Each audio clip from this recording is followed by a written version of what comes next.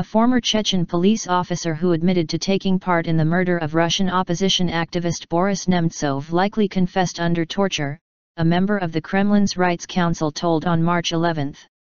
There are reasons that lead us to believe Zaur Dadayev confessed under torture, said Andrei Babushkin, adding he had seen numerous wounds on the body of the prime suspect in the killing during a visit to his Moscow prison cell on Tuesday.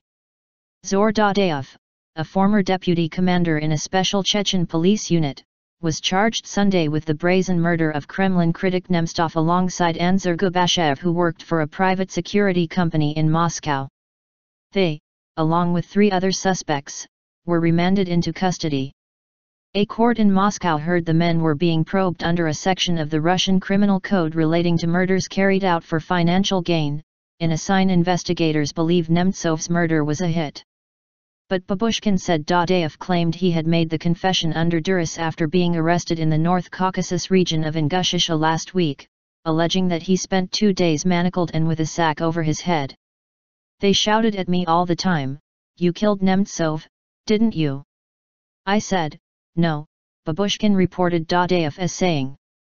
The suspect said he had eventually admitted to the killing to secure the release of an ex-colleague, Ruslan Yusupov, who was detained alongside him. "They said that if I confessed they would let him go. I agreed. I thought I would save him and they would bring me to Moscow alive," Dadayev said, according to Babushkin.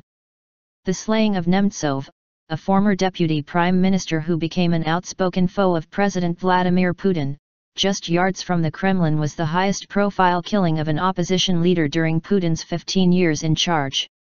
The 55-year-old Nemtsov was shot 4 times in the back on February 27 as he walked along a bridge in central Moscow with his girlfriend.